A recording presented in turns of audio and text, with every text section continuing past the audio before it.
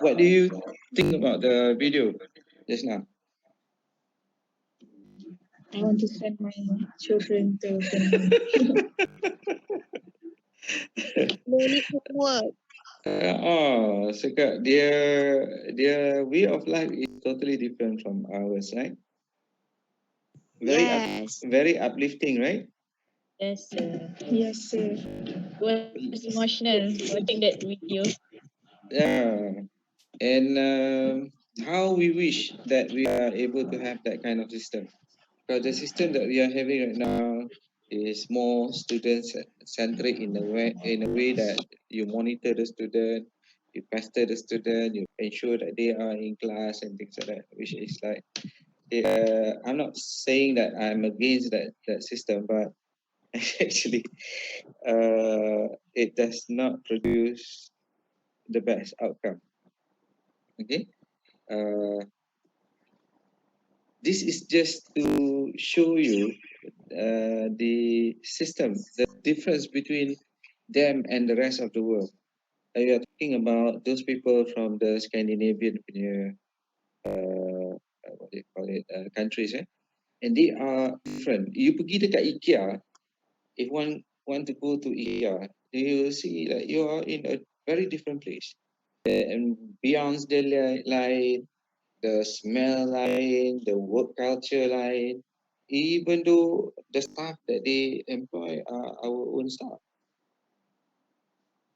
You see a great difference, and that is why I think people likes to go to IKEA in order to gain some kind of insight, when they go to that particular place.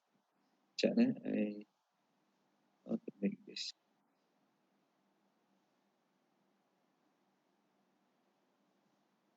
Okay, what do you think? The rest? Tak ada respon? Tengah tengok kat saya. Oh, ada tengok. Ada yang mau masuk lambat. What seems to be the whole thing is about what? Enjoying the learning process. Very good. How do you enjoy your learning process? By not being stressed. Yes. How do they make sure that the students are not stressed? By not homework, By not giving them work, okay. No exams. No exam, okay. With no work, no exam, what do they teach students to learn? How do students learn? The students have to think for themselves, sir. Think for themselves. But how does student think for themselves? They are allowed to be children, and they can explore all the things that they love, like poetry and art. Yes, the system is allowing students to experience by themselves. Betul? By experiencing for yourself, you tend to be happy because you are not forced to do something. For us, we are being forced to do something. You are forced to come to class when you don't want to come to class, right? But you wanted to be a lawyer. You know for the fact that the system, kalau you tak ambil paper ni, you tak akan ambil paper lain, it is like a very rigid process. Dia macam factory line. You come in within given a certain period of time, you must come out. If you don't come out, we will scrutinize you, what happened to you, what seems to be the problem. Now, for them, learning is something of experience. You take the experience as and when you want it to happen to you. So that you develop. The development of interest is the one that you inculcate, not the interest is coming from somebody else. Teachers become the mediator, becomes the middle agent for you to gain more knowledge. So experience, they let their student experience by themselves. By experiencing for themselves, they are able to enjoy things more, and they are able to increase their knowledge faster, because forcing is not good. dalam Islam pun tak ada paksaan, la ikrah fiddin. There is no force in religion. So if you want to know anything about religion, you have to inculcate the need for you to learn more. Kalau you paksa solat, you akan buat solat dengan tak ikhlas hati, you know.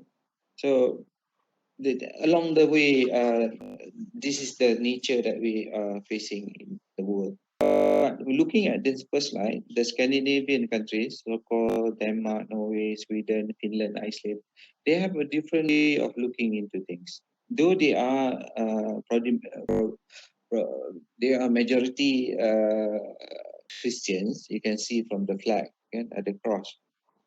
But they are different from the Roman countries, Roman influence. They only more or less Protestant. Yeah? What is Protestant? Because they don't agree with central people that is governing how to behave, how to do things, how to do rituals and so on. Okay, so kebanyakan yang diorang ni dah more towards don't believe in religion, because the religion is so tight in controlling their behavior, and they say that enough is enough. They want to think for themselves. Now, this kind of situation that you see from the video is influenced by jurisprudence. Okay, you might be thinking, how can jurisprudence influence the whole group of countries, the Scandinavian countries? It is very drastic, yeah, because the way that juries think, especially if when the juries are themselves politicians, they influence the way the country is being handled or governed. You see Sweden baru ni kan, another video that we seen about what do you call it, the coronavirus. So they have a way of looking into things differently. And where does this thinking differently come from? Is from juris. Okay. Kalau you tengok ni, although each Nordic, we call it Nordic, the northern state of Nordic states follow either a common or civil law system. It is proclaimed that Scandinavian countries have adopted jurisprudence that falls neither in the civil law system nor the common law system. They have a unique approach of looking at the law themselves. It is not civil law. It is also not common law.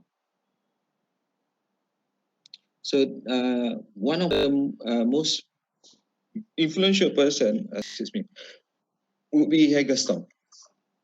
Gaston is the one that is influencing the member of the countries, because he falls under what we call Scandinavian Realism, where this group of people are mainly philosophers and law professors coming from Sweden, Denmark, and Norway. Okay, and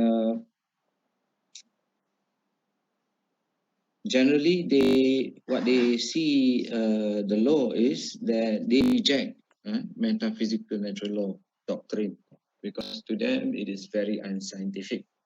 How can you believe in something that is nature when nature itself is not yet proven? How do you believe in the standard of morality when morality cannot be quantified? How do you believe in freedom? How do you believe in the word duty? It is your duty, it is your right. Rights, duties, responsibilities, law, they are meaningless, if you fall by using the law. Then they also, at the same time, they are against legal positivism, because to them legal positivism is blindly believing in mere facts. You learn that from Juris 1, positivism. Austin, believing that the one that is in power, the sovereign is the one that in control of the society. Therefore, you have to respect the sovereign command. And if you don't respect the command of the sovereign, you have the right to be punished. So positivist lagi kalau kita ambil Bentham, Bentham talks about in order to get happiness, we have to succumb to the command of the sovereign. They more or less Austin punya point of view, but Bentham is saying that look at the benefit of the happiness that this particular law is going to bring us. If you look at the law in that perspective, then the obedience towards the law is going to be valid. Okay, you can stop me if you have any question. Yeah? Now, you look at the first point, they strictly reject metaphysical natural law doctrine as being unscientific. Metaphysical means what? Metaphysical means that it is something of can be seen, command. What do you mean by command? Sovereign. What do you mean by sovereign? Can you explain? It is more towards something that is cannot be seen. It is cannot be analyzed, cannot be identified clearly, explain. You can explain to a certain extent, but if you probe deeper, then you will not be able to get a real answer. So the underlying thought in jurisprudential realism is the desire to understand the connection of law. Yeah? What do you mean by connection of law? Is the relationship, the relationship of law or the ability to realize how the law comes about. Okay, connection ni kita macam in order for you to see something clearly, you have to relate, you have to experience, you have to touch, you have to macam yang tadi lah. In order for them to be able to get happiness, the students, they have to be able to explore and identify and experiment. Once they are able to do that, then they are able to understand the law. So the desire to understand the condition of law in conformity with the ideas of nature, problems, and method of science as worked out by modern empiricistic philosophy. Yeah, empiricistic philosophy is based on the reality of things. It is no longer rational. Rational means you use your mind, you use your brain in order for you to identify whether something is logic or not. Okay, killing is wrong. It is no longer about that. It is about empiristic. Meaning empiristic means you have to feel it. You have to have your senses to learn about it. And when you have your senses, then you will have the element of experiment. And from the experiment, you conduct experiment, then you will get your experience. Yeah. So several philosophical trends, logical empirism, namely the Uppsala philosophy. This is Uppsala University. So I already mentioned earlier on, Uppsala is a high-ranking university. They are great, great thinkers coming from the university. And Cambridge School and others. This is from On Law and Justice from Ross. Ross. So they kata several philosophical trends. They kata find common ground on rejection of metaphysics. If you have current people, they don't see law as something that you have to believe in unless and until you can prove. There must be evidence. There must be reality. Otherwise, it is just metaphysical, something that is not real, something cannot be seen, something that cannot be investigated. So speculative connection based on priori apprehension by reasons. So you cannot utilize reasons alone. Okay, you cannot kill based on the reasons that it's going to infect the society. So therefore, it is justified for the state to come to you and punish you for killing somebody else. There must be some kind of a realistic way of looking into it. There is only one world and one connection. So if you want to look at the law must be something that is only one way. There cannot be in two ways. All science is ultimately concerned with the same body of facts. Because what is the purpose of science? Is to get the truth. Number one, science is knowledge. Okay? Science is knowledge. It's about finding truth. So in order for you to get truth, you have to do some experimental method in order for you to get the truth. So all scientific statement about reality, there is those which are not purely logical or mathematical, are subject to experimental tests. Yeah. So if you look at maths, if you look at logical, logical means it is based on some arithmetic calculation, especially when it comes to mathematical theories. So it boils down to that some sort of calculation that needs to be done. But other than that, other than what you call it mathematical area, so if things that is not able to be explained through what they call it maths, then it must be from the experimental method. In order for you to know whether law is real or not, you have to go through experiment.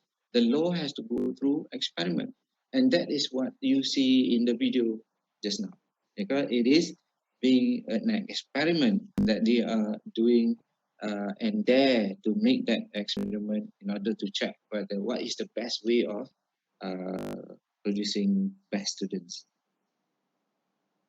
Okay.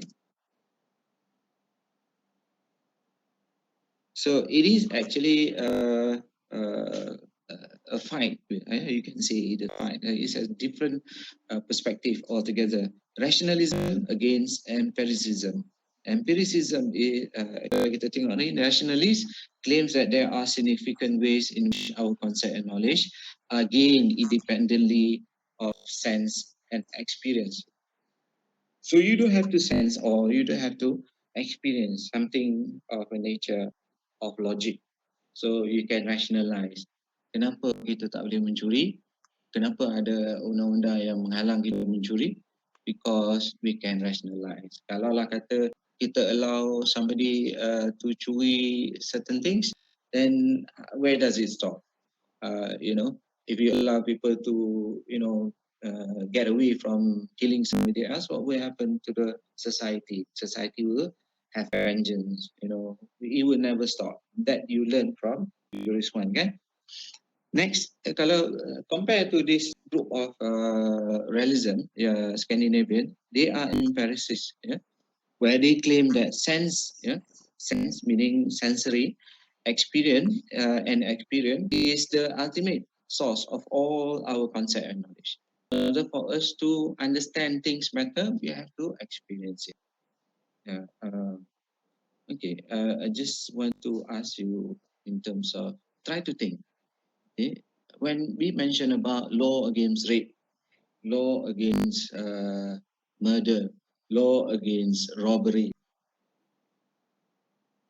we can rationalize it. Anyone experience it? Many of us will say that we don't experience those.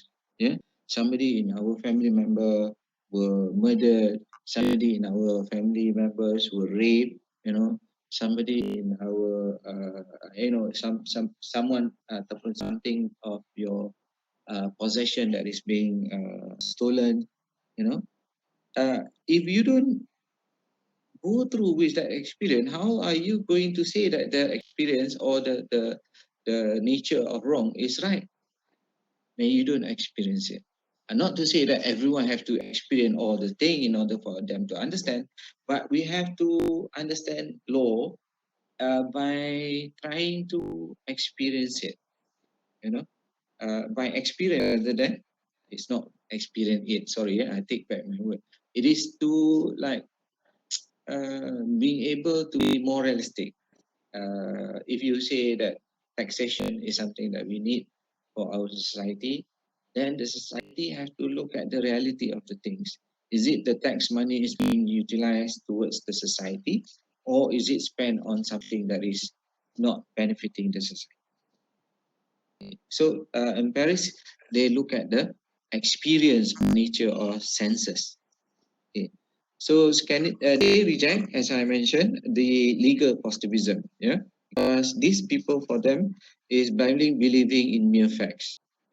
Sovereign, as I mentioned, duty, kalau kita ambil heart says that primary and secondary rules of recognition, and then we ada macam-macam lah kita ambil all these people, kalau kita compare these people punya ideas, then you will see the differences that they have. As you mentioned here, the words duty and value, are statement about them that are completely meaningless and senseless, because it does not mean that they have nothing to express, but they are. What is duty? It's very subjective, right? You don't know what is duty really explained. It can be interpreted by various people in many, many ways. Whereas this Scandinavian, they believe in only one way. And the only way for you to realize whether duty exists or not, you have to experience it, right? The sentence, this is a duty, is different from sentence, this triangle is rectangular. Kalau you tengok this statement, this triangle is rectangular, meaning it is something that you can experience. You have seen, you can see a triangle, and it is a rectangular in nature. As compared to duty, duty is something that you cannot see. The parents owe a duty to the children. So what does it mean? Can you see duty? No, you don't. Okay. So whereas okay, dia kata ni senseless, it does express a specific psychological experience, because you go through and try to make up the triangle, and then you learn what is rectangular. It goes by experience. Now you have in your mind the symbol of triangle. You can see that in your mind right now when I say triangle is rectangular, right? So because you went through school and you went through that experience to learn what is a triangle. Whereas from the form of judgment in the second statement is merely impossible invitation to make it an objective synthesis. Yeah, because in the second statement, the triangle is rectangular. It's very difficult for us to have a synthesis, meaning a link, a relationship between triangle and rectangular. Yeah, it's quite impossible in us to declare, but we can see. Yeah, we cannot have a synthesis in that. In the first, it is rationalized expression of irrational experience. Yeah, because something that is irrational in nature that we are unable to explain. So here he says that the naturalistic legal positivism like Bentham and Austin, which reduced the law to public coercion and fear, was indeed empirically oriented. Empirically oriented meaning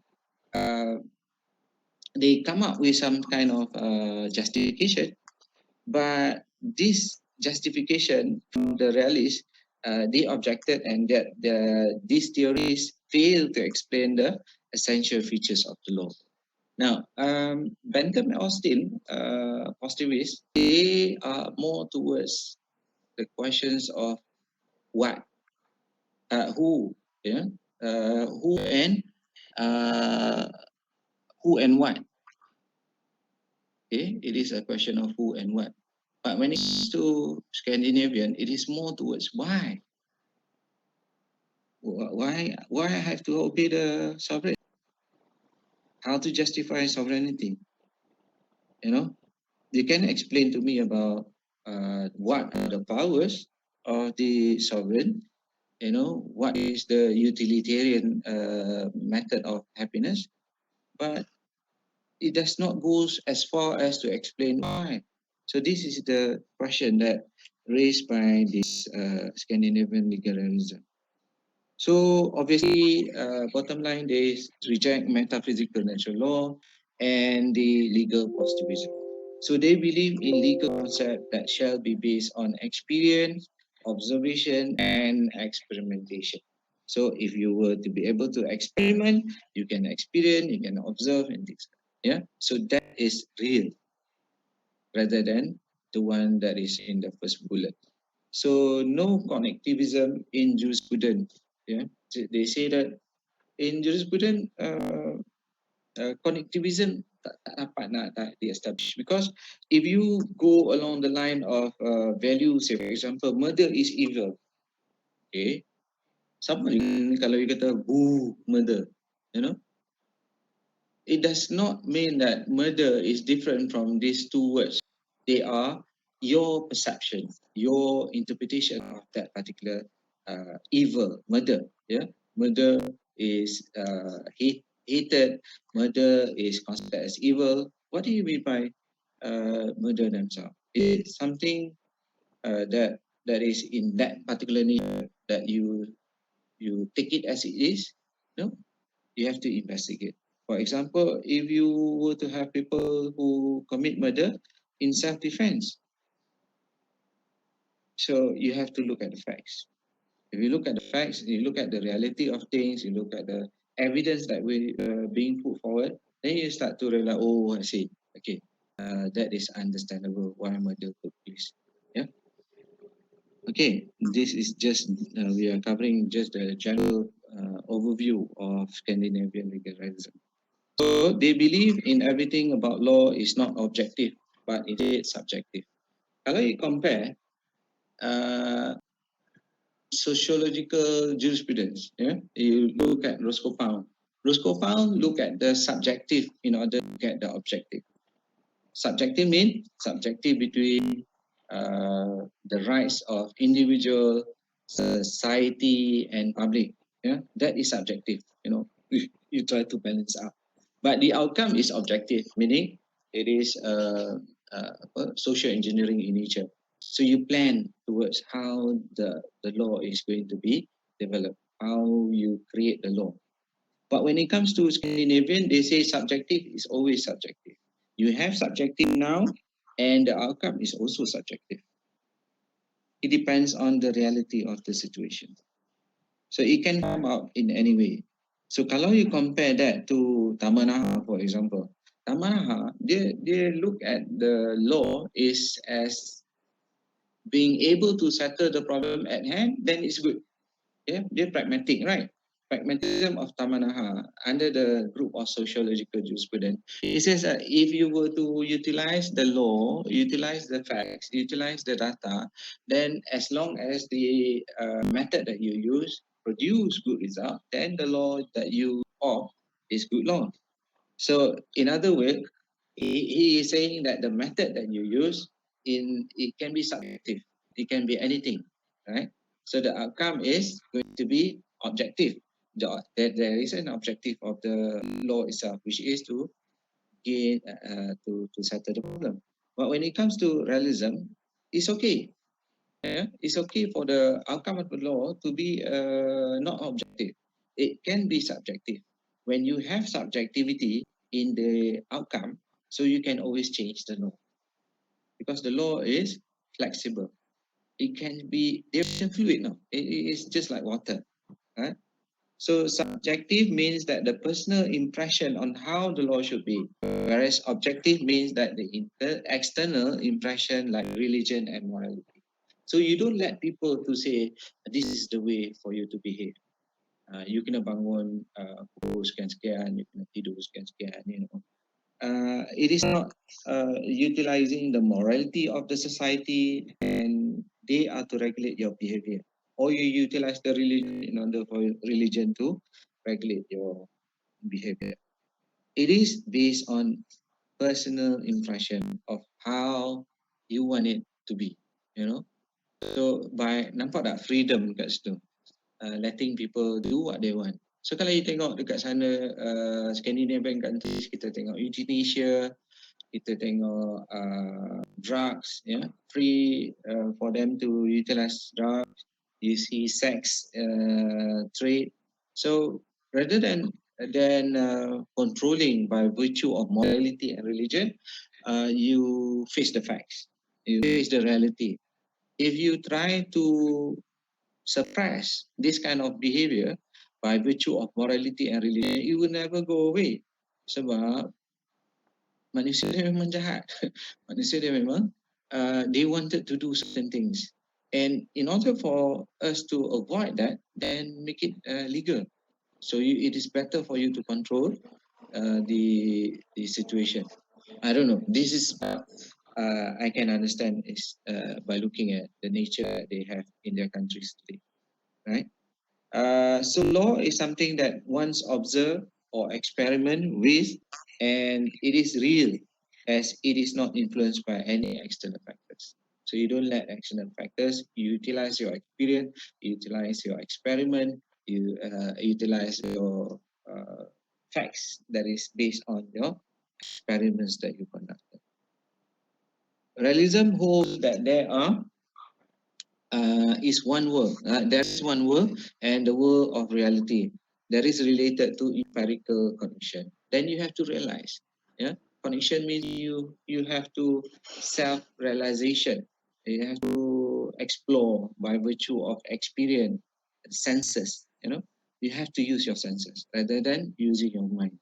Law as part of the world of reality in terms of facts that is related to legal connection, as empirical knowledge of social facts. So kalau you tengok the law that is being created, does the law actually based on reality of people that is experiencing it?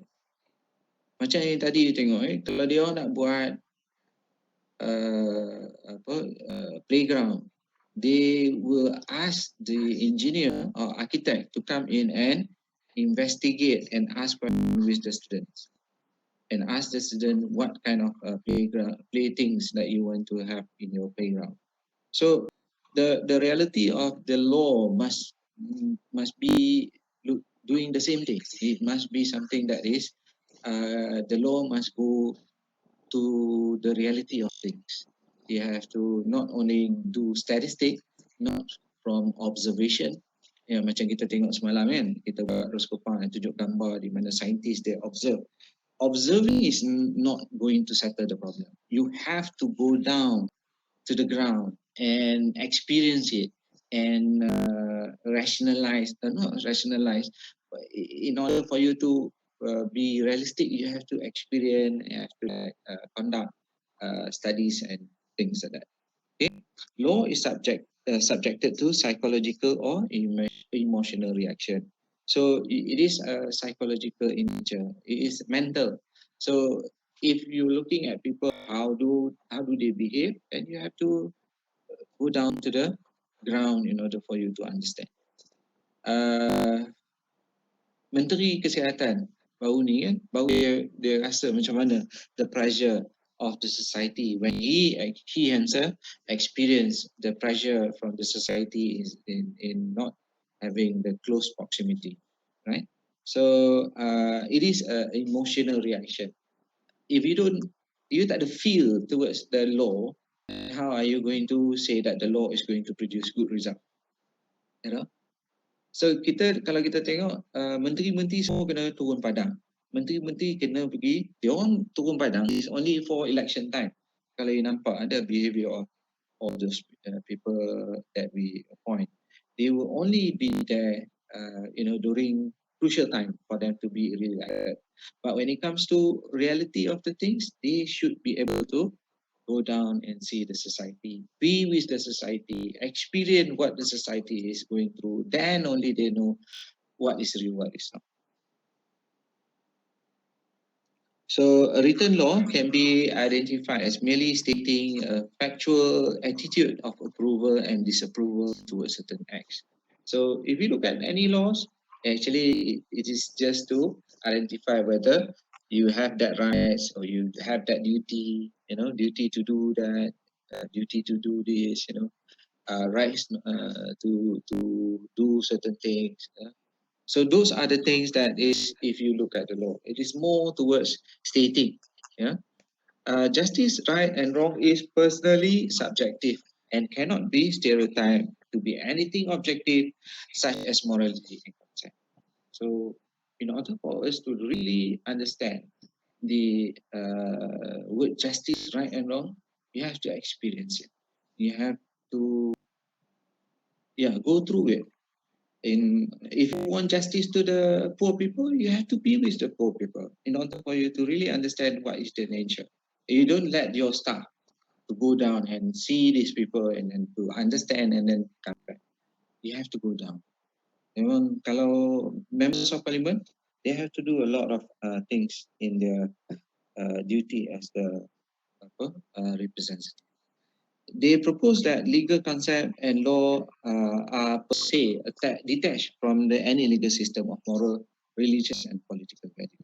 So if you want to have a real concept of law, then you have to detach yourself from morality, religious, and political value. If not, then the law that we are going to have is not able to change. Okay. Any questions so far? That is in general about Scandinavian realism.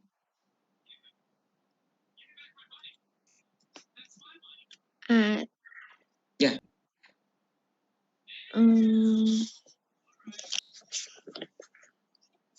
How do Scandinavian kan diorang empiricism kan yang they have to experiment, but how do they experiment with law? Experiment with law is to be able to go through what you want the law to be. Kalau you want the law to be just, you don't let the law to be decided by politician, a member of parliament, because member of parliament, they don't experience hardship, they don't experience kalau for example kita ambil example jam, okay, when we face jam, going to work, rushing, you see hundreds, we have 1 million people coming into KL every day, 1 million people coming into commuting into KL. So does the people high up, do they really understand what we went through, what other people have to undergo every day, the hardship? Kalau you nak understand perempuan kena raba dalam LRT, do you ever be in that position pukul 8 pagi and then masuk dalam ramai-ramai, duduk dalam keadaan yang di mana semua rapat-rapat? Do you think politician do that? No. They have to. Because kalau dia tak nampak, janganlah tak laki experience kena raba, dekat dalam LRT. So you kena member of parliament yang perempuan. You jangan just cakap je. You kena experience it. Macam mana? Do I have to be raped in order for me to understand what is rape? No. You have to at least come to the reality. Have you ever talked to a person yang kena rape? You cuma terima berita daripada newspaper. Oh, this person has been raped.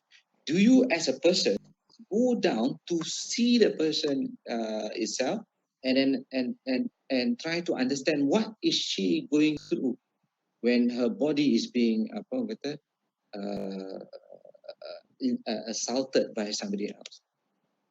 So you don't understand. Macam mana nak buat law to change to understand that there is a need for LRT to have coaches untuk perempuan saja.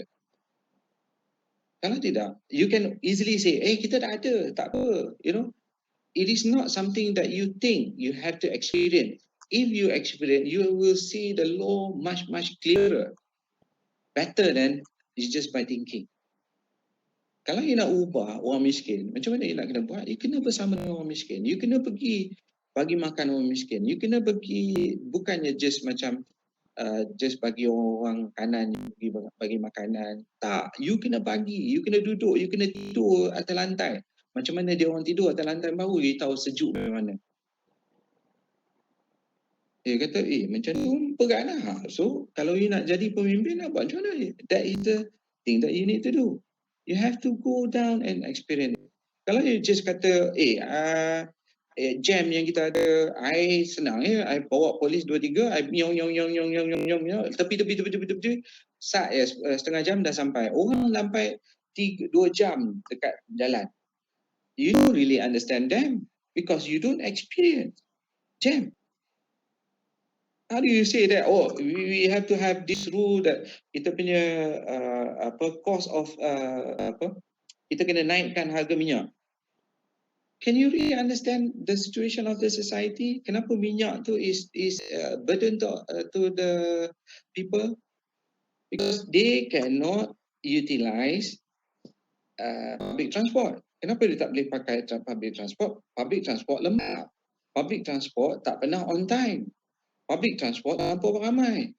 So they opt to use their cars. When they use their cars, they are alone in the car, and everyone, we have hundreds of thousands coming into the central of the Kuala Lumpur, and every one of them is driving their own car. So they are actually experiencing cost of increase in mileage, yeah, in terms of fuel. So you increase the fuel, you actually don't understand the impact of fuel towards those people when they are forced to bring in their cars to the office rather than opting by utilizing public transport. Sampai bila you nak realise? Kalau you tak pergi and tengok macam mana keadaan orang. This is what Scandinavian is trying to say.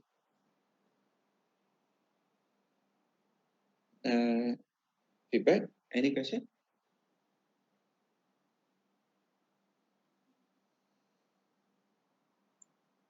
Tak ada rasa. Okay, right.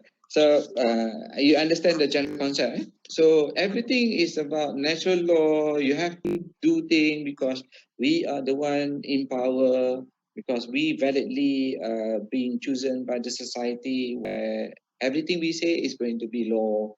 You know, we are the Raja, we are the sovereign. You know, whatever we say is God's law. You know.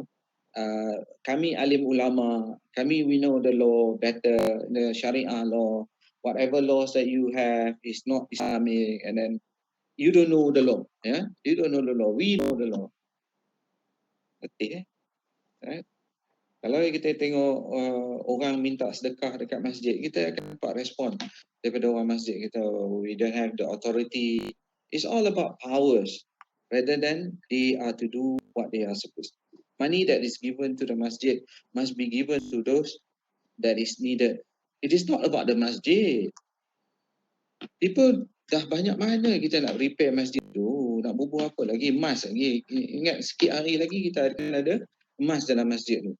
You know, because the money is keeping building up and building up. Hari ni kita punya collection, kita ada 100,000 dalam account. That's 100,000 is to be utilized by the society. Orang yang ramai tak makan, tak ada, you know.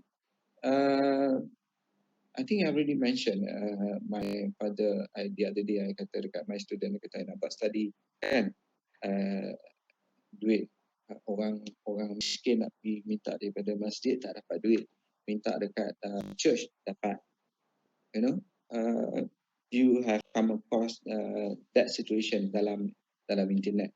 Yeah, it is easier for a person to get money from the churches rather than from the mosque.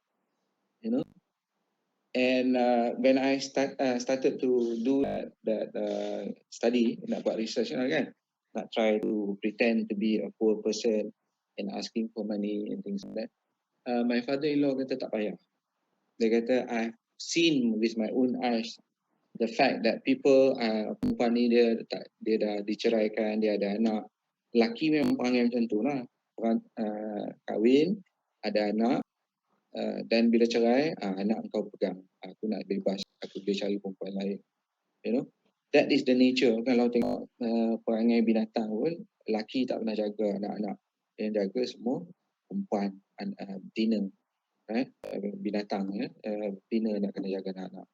So what I'm trying to say is that bila dia pergi kat masjid kata, oh boleh duit ni kena dapat discussion, kena dapat permission and so on. You come back later. When she is trying to give food to the kid, you nak suruh dia pergi mencuri ke? You nak suruh dia mati ke? Obviously dalam Malaysia ni susah nak tengok orang mati buluran lah.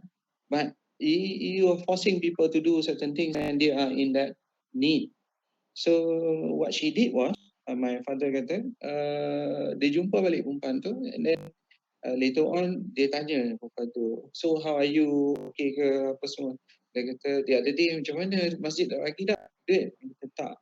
Habis macam mana? Saya pergi dekat church, memang dia orang tulis nama, kata dia orang bagi duit. You see how religion is being implemented and saying that we are the one in power. You know, actually you are not doing that. Kalau you tengok church dekat Western world, padri pergi dekat orang tepi jalan, you know, trying to give them help. You know, you see that in movies and things like that. Though that the church punya influence in the Western world is reducing, but the active role, if you look at the Western world when it comes to padri ni, they are doing more work than what we can see in the Eastern punya orang alim ulama. Kita tengok dia orang bagi syarahan banyak rather than go down. Okay, bila ni baru ni siapa yang mualaf yang bagi tolong-tolong ni, siapa nama dia? You tengok you tengok orang yang bukan Islam converted and then doing something, doing something for the benefit of the society, and he actually go down and experience it to know what is the reality of Islam. Tapi orang lain tak pernah buat, tengok blacklist. Kata dia macam-macam, things like that. Nak riak lah, engkau buat ke tak? You don't do it, don't just jangan nak sibuk dengan kata orang lah. Kau tak buat, kau diam. Biarkan orang yang buat. Sorry, sensitif sikit. Okay. Kalau boleh kita sambung I want you to look at this video kalau boleh, because the link ada kat sini ni dekat klip ni. Okay. Dekat ni kalau you buka you type, ada hyperlink to this video dekat. If is a person memang kalau nak kira ni the psychological mental punya problem, but he does have a history. You have to understand the history. You have to look at the reality of things. Kalau lah kata the law, look at this particular person terus masuk penjara. I want you to look at this and look at the outcome of the story. Okay. Dia duduk dalam hutan, dia ada rumah dan duduk dalam hutan. So see the outcome of this particular person. Okay. Let's look into the first content. So siapa yang group dia orang ni, Gaston, Landstedt, Oliver Crona, they dengan Ross, you have these 4 people that you have to remember in terms of quoting them back in the exam. Okay, so they go on empirically approach. Empirical means that you have to use your senses in order for you to realize whether the thing is real or not. You have to experience it and things like that. So Ross pula dia kata Ross theory of law as directive on valid and binding law. There is no priori validity to give the law some special position. Kita tak payah nak bagi law to a special position because it is the law. It is being passed down to us by society before. If you boleh question the law, why I have to follow the law? Kita ambil contoh senang sikit lah yang boleh nampak real. Kenapa kita nak kena ikut as-sunnah wal jamaah? Kenapa kita kutuk Syiah? Kenapa? Have we understand the situation? Kenapa kita tak pernah study? Kenapa kita tak pernah duduk dengan orang yang beragama lain in order for us to understand? Okay, kalau kita nak kutuk orang Yahudi, pernah tak you duduk dengan Yahudi? Yang duduk kata Yahudi jahat tu Allah suka ke benda tu? Do you really experience something? Kita nampak Yahudi dekat Israel jahat. Okay, do you really understand from what perspective? Kalau kita kata Yahudi jahat, I don't think so. It is something that needs for us to really experience for us to understand. So there is no validity to the law just because the law has a standing position earlier on. Yeah, it is something that is for us to experience. Yeah, as to be our guideline. Law has no meaning until it has been determined what actually belongs to someone. Kalau you kata ada duty, what do you mean by duty? Tak kira you ada duty lah. What duty of care? For example, duty of care. What do you mean by duty of care? You have to justify, and you have to look at the situation and look at the ratio decidenda in order for you to understand what law means. Yeah. Can you see the difference between American and Scandinavian realism? American realism is more towards the judges, right? But Scandinavian, they look at the reality in overall. They don't look at any specific people. They look at the law itself. They don't look at people who are handling the law, yeah, or coming out with the law. They don't look at the sovereign. They don't look at the concept. They don't look at rationality. They don't look at religion. They don't look at metaphysical, like what Aristotle, Socrates, So they don't see that in that nature. So American, it is more toward judgment-centric, yeah. But Scandinavian is basically about something else, about the reality of the law. So we look at Gaston. Who is that? Who is this person? So he coming from Sweden. So he was born 1839 and died. 1828 and died in 1939. So he came from University of Uppsala, where 8 Nobel Prizes came from this particular university. But he stopped his study of philosophy in order for him to understand the impact of the law towards the society. He became a lecturer, and he becomes the professor eventually of philosophy. He believed that moral assessment or evaluation are neither true nor false, such as judgment are only emotions. Okay, so in order for us to assess and evaluate morality, it is basically about emotions. In his opinion, there are no objective values, nor is there any free will. Semua tu, free will is a concept that is being given by, it is discussed. And can you see the free will? Kalau free will sekarang pun, everyone is having dispute about whether people have free will or not, things like that. There is no objective value in terms of this. So this actually leads to history of morals and fanatism. So you become fanatics. Kalau dalam agama kita tengok fanatism is something that is based on values that is being put by certain people towards something. Kalau kita tengok different sect that we have in Islam or in Christianity, it is based on their own fanatism or looking into the element of morals in that society. So kalau kita tengok in our society, morality means kissing in the public between husband and wife is not welcome, whereas kissing in the public Western world is something that is acceptable expression based on experience. Kalau kita lelaki husband dengan wife, husband jalan depan, wife jalan belakang. Tak boleh nak pegang tangan. Kalau tengok orang kampung pegang tangan you suddenly whoosh, malu orang that is something that is standard that is being put towards them. They don't actually experience it, to be able to show affection if you want in public. But this is just their opinion. Yeah, you might have your own opinion. Just accept what is their opinion. With regards to legal philosophy, i.e., jurisprudence, Gaston says that legal concepts are the most part metaphysical and magical.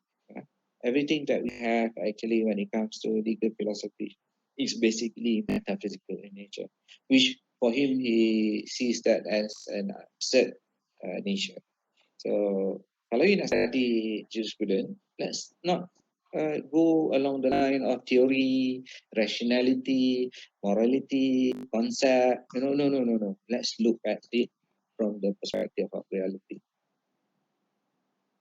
So basically, you have to do study lah. You have to go down and look at the society in order for you to have an assessment, or evaluation, whether that particular things that you see in the society is real or not. So basically, he says that everything that you realize about the law until now is more towards emotions.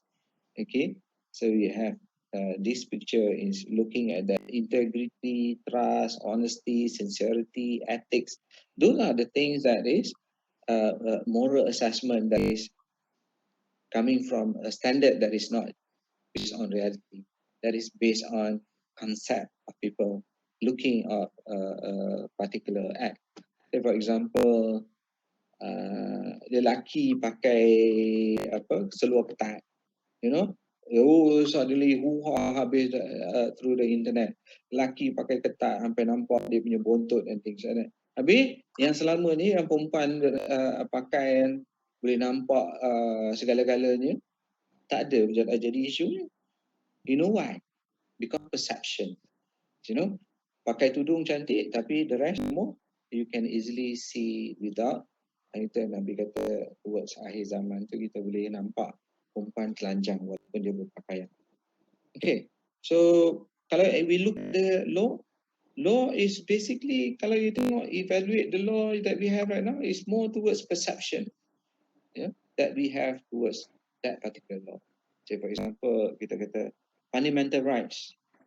What is fundamental rights? It is the perception of the society that we need to have that fundamental right. Therefore, we put it in writing and we engrave it in our constitution. That's about it. But if you investigate about the rights can be, fluctuate from one person to another, from the government side towards the individual side. Okay. The society says the right for us to make any statement that is wrong in our society, but the government says no, you are not supposed to do that. Why? Because the standards has been put up, but is it based on reality? It is subjective. So kalau kita tengok the perception that we have that lingers in our society, you see the first picture on the left. So you have the church, the monks, we have the Muslim, and then we have the Indian. They are all they are actually what is in this picture is to subjugate the woman.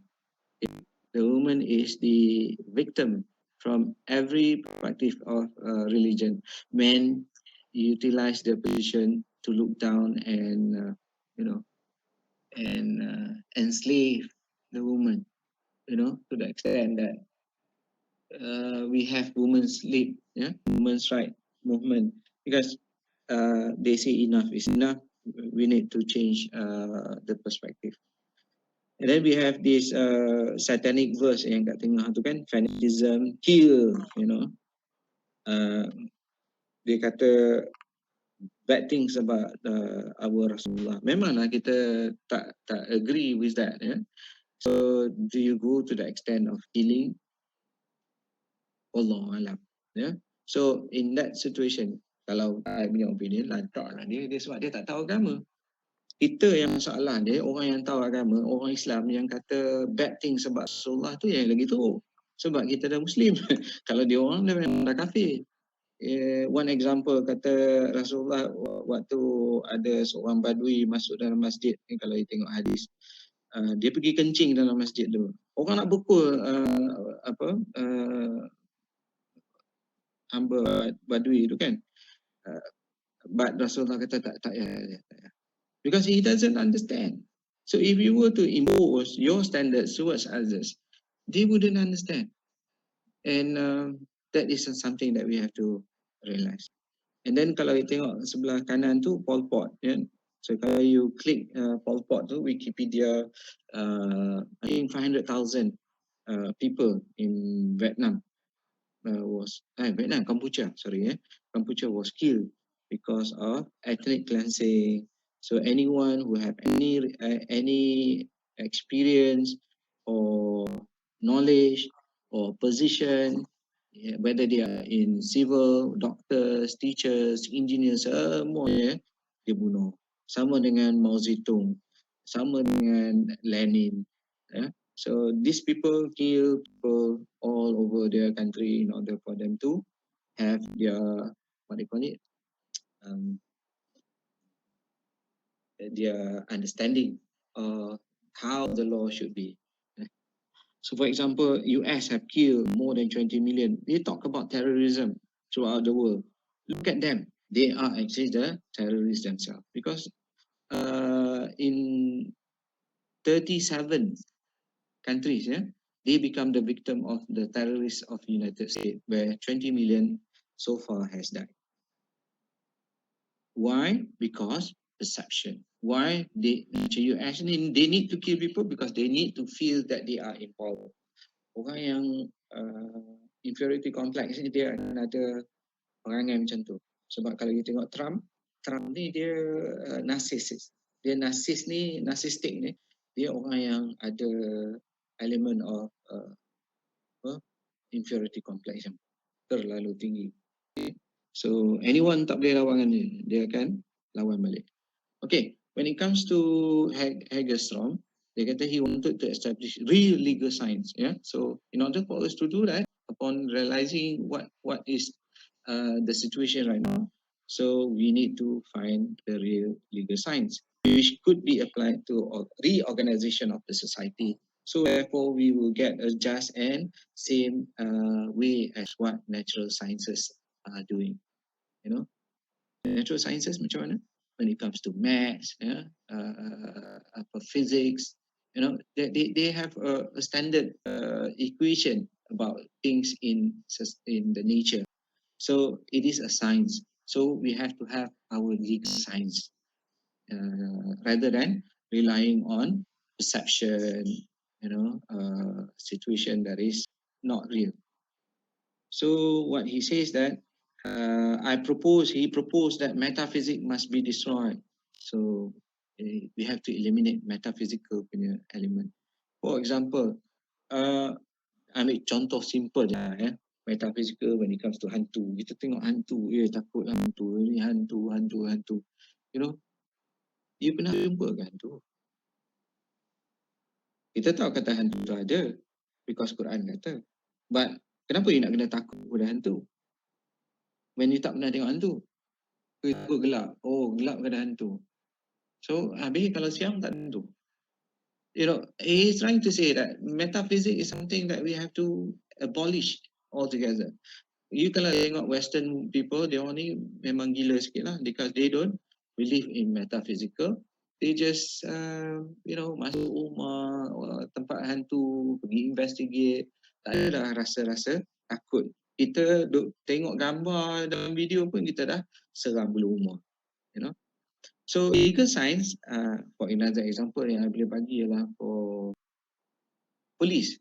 Kita kata police, the word police saja kita dah nampak authority, fear, kita kena hormat. Actually, kenapa pula kita kena takut ke polis? Kenapa kita kena hormat ke polis? Kalau polis tu jahat, macam mana? Kita tengok reality lah. So we have to be close to the police in order for us to really understand what they are going through. Rather than kata polis ni malas, polis ni tak buat kerja, abuse of power. Why you tak pernah investigate, you don't really be with them in order for you to understand what they are going through mentally, emotionally, physically, financially. So how do you understand that? Metaphysical is not a good thing for us to do. Legal science has to be emancipated, kena potong terus from mythology, theology ni religious lah. Myth, mythology is myth, metaphysics is something that is not proven by science. So he rejects the existence of metaphysical reality. or supernatural world beyond the existence of physical reality or natural world. But he is also committed to a metaphysical or ontological view that this type of things must be discovered. Ontological is a science. For us to do something, to check whether it is real or not, we have to do deeper thinking and study about it. Say, for example, ontology of love. Love tu real tak? Oh, kita kata real. Can you prove it? Yeah, you can see, tengok orang mak sayang anak, pergi tolong anak and things like that. Can you quantify it in science? Then it's something that is not really able for us to do that. Okay, so the complete logical character of reality must be realized or maintained, and this implies the reality of that is understandable. We have to understand the reality of love and experience it in order for us to realize about love. If you want to study about law, you have to really be in touch with the law rather than I am in power, you listen to my words. So the philosophical task is to use a conceptual analysis in order to determine whether words correspond to facts. So jadi kita nak buat investigation, legal investigation ni, macam mana kita kena tengok whether words correspond to facts. And thus express concept or rather words devoid meaning. So we have to look whether actually words tu dia interrelate with the facts or not, or it's just a mere expression of a statement. Okay, so he calls his philosophy rational naturalism. So bukan dia naturalist, tapi dia rational naturalism. So you can quote siapa Gaston ni, dia is rational naturalism, where it provides the security of foundation for the pursuit of scientific knowledge. So kita kena buat test, kita kena buat investigation in terms of using our senses in order for us to understand the legal punya implication, or in order for us to validate the law. Okay. Then based on naturalistic approach, that is everything in nature is what it is. So you have to do your research. His model of knowledge is botany rather than physics. Physics is very straightforward. Kalau you belajar physics kan, it's all about chemistry. Kalau physics physical bukan chemistry. So it's about physics. Kalau for every action there must be an equal and opposite reaction. That is physics, right? So it is more objective in nature.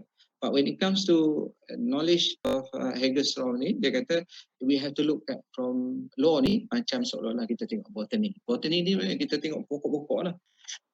Bukan pokok semua sama. Okay, pokok dia lain-lain. So kita kena treat pokok dalam keadaannya berlainan. So if you were to look at the physical reality, cannot be described and explained in mathematical concept, but only in naturalistic and empirical concept. So there must be science to it in order for us to explain by referring to natural properties and their causal relationship. Macam mana hubung kait antara kita ambil contoh pokok-pokok ni kan. So interrelationship between baja dengan pokok, dengan cacing, dengan bacteria, enzyme, it works in that manner. Okay, air, Gaston naturalistic approach is followed by Landstedt, Oliver Prona and Ross. So dia bapa pada this group lah. He is heading towards this group. So empirical basis of a right. Siapa yang tulis? This factual, anything that you want to ask? This factual basis which are seeking cannot be found either in the protection guaranteed or command issued by external authority. So kalau kita nak cari the factual basis, we cannot let people who come up with the law in order for them to tell us what it is. We have to experience it. We have to do some tests investigation.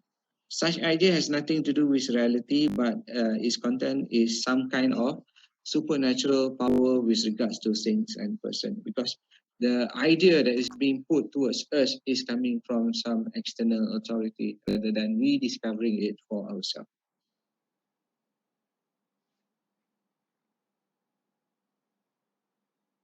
Okay, dia kata, for example, psychological explanation needs to be investigated in one situation as compared to others. So, kalau lah kita ambil contoh, one fights better if one believes that one has right on one's side. You faham tak statement ni? You akan berkata bahawa, you akan bertindak bahawa you adalah dalam dalam keadaan yang betul bila you berfikiran bahawa you duduk dalam benda yang betul.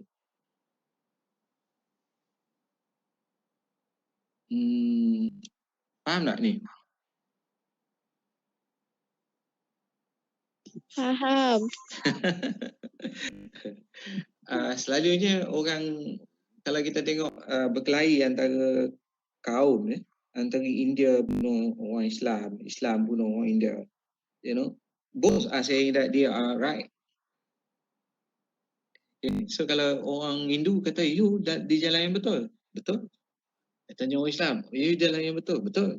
So everyone is believing that they are right. So who is right, who is wrong? So we have to do some investigation.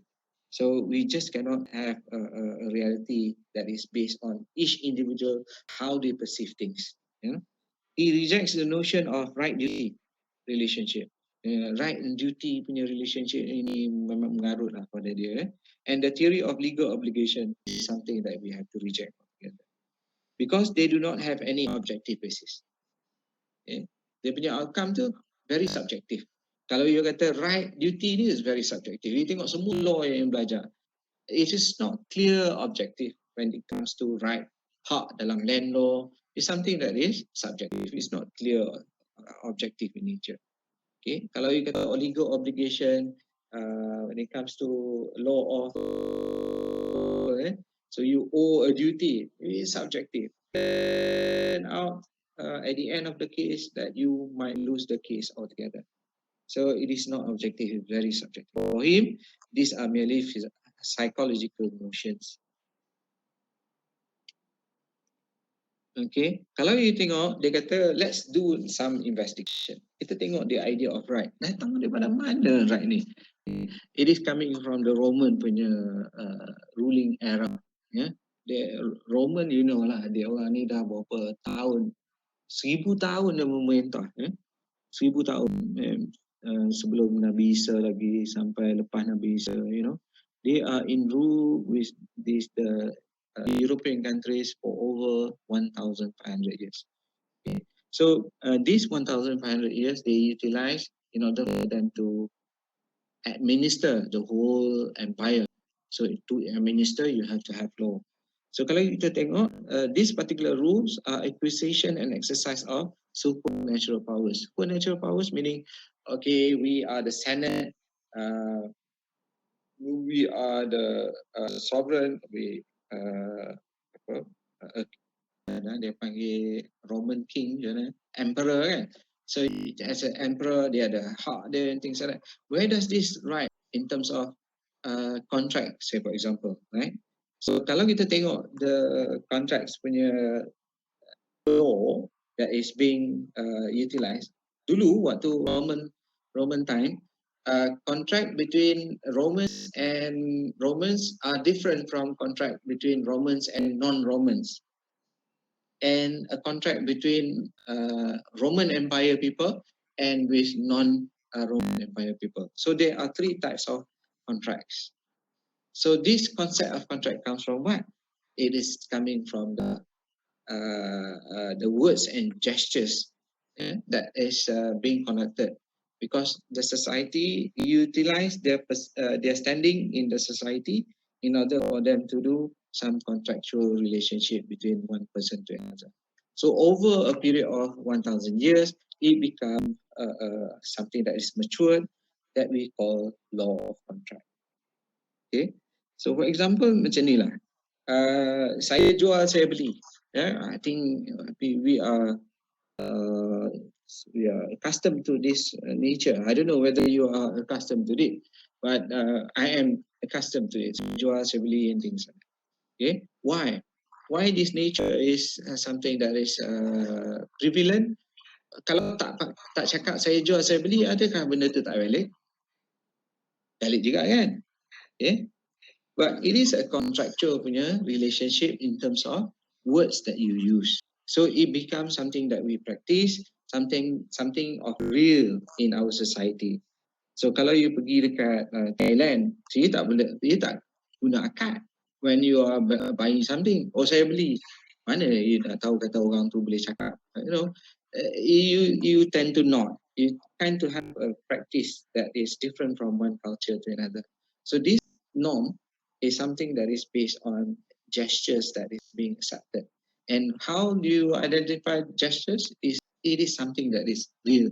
So these gestures become something that is real, and therefore that particular transaction is considered as valid. Ya, kita valid in terms of Islamic lah. Kalau you tengok ni, kenapa you tak boleh kahwin kalau tak ada akad and things like that? But in our society, it is a practice as gestures. Gestures meaning the words that we utilize. Saya terima dengan mas kahwin sekian-sekian siapa-siapa, to be my wife. Dan kena ada salam. Kalau sekarang ni 2-3 hari lepas nak bayar zakat, macam mana? Zakat fitrah. My wife kata, I tak handle all finance. Semua duit I bagi dekat my wife. She is handling everything in terms of money. Okay, I cuma dapat certain amount of money for me to spend dekat Lazada dengan Shopee. But other than that, semua dia handle. So when it comes to zakat, normally I go to masjid and then I buat zakat dengan amir yang collect. But dalam zaman COVID ni macam mana? Macam mana nak buat? This are the transaction. Kalau kita zaman COVID ni dah ubah kita punya nature of things that we do. So kalau you tengok gambar ni, it's not about the perception. Okay, the law is to be looked from the perspective of the application to the society. What is the practicality of the law? Look at the reality of things. Is it something that is real in our society? Yes, it is real. Why? Can we investigate why do we need to have that CCTV there? For what purpose? Kadang-kadang orang kadang-kadang dipasang kat situ just because contract yang dia nak sign dengan kerajaan. It is not about the reality of accident banyak dekat kawasan ni. It's more political in nature. So we have to look at the reality. Kalau perlu, and then baru kita pasang. Kalau tidak, kita tak payah pasang. Sekarang ni, with the new government, yang previous government, dia kata all saman CCTV ditangguhkan. So kalau you dah kena, memang you tak payah sementara ni lah, because they don't want people. Macam ni, you letaklah macam mana pun, but sampah akan sentiasa dibuang oleh orang. Lagi you letak kat situ besar-besar, lagilah orang letak. It's not something that is, this is the behavior. You have to understand the behavior. Kenapa kita buat macam ni? So you have to learn. You have to go down and understand the society. Macam mana sistem pick up sampah, di mana sepatutnya letak. Kadang-kadang kita tengok orang baling daripada apartment, baling. Kenapa dia ada attitude macam tu? Kenapa kita tak? Kita kena study. Then kalau bila kita study, then we can understand and we can change the society. Kenapa orang nak buang juga pencemaran ni Sungai Kim kan? Kenapa orang asyik buang toxic dekat dalam sungai? It will never end. And then the effect is we have children that is suffering. Ini bukan COVID, ini what to do. People are dying because of that. And then, whereas kita ada akta. So what is the function of the akta? There must be something that is failing. So kita kena look at the nature of why people wants to waste, to throw their waste. Is it something or ada system? The system kita semula apalah. Is it something that is being controlled by people and is so expensive that they opt to have buang dalam sungai lagi senang? I think some people are very concerned about the environment, but they are forced to. Okay? There is no means, a proper means for them to be able to do good job, do good deeds in order for them to be friendly to the society. Memang akan ada orang yang jahat. Memang kalau buatlah macam mana pun dia akan jadi jahat. But you have to go down and learn what is happening, what needs to be done. So kalau kita tengok gambar macam biasa ni, okay, we are ending the class already, lagi 5 minit. So if you look at this, then you yang dah keluar. So if you look at this picture, kalau you tengok, how do you approach from Gaston? You kena turun lah. Okay. So here you kena use your senses of sight and touch, and then in order for you to acknowledge the reality of things. I.e. you kena buat. You have to be with them. Yeah, you have to be with them. You just cannot from afar you make any decision for the law to change the society. No. From Scandinavian perspective, you kena pergi duduk situ. You kena duduk situ, hidup dengan dia orang, try to realize what seems to be the problem and things that need to be done. Okay? So I think that's the end of our session. Kita akan masuk ke Landstead and lagi 3 orang ada. So next week insyaAllah.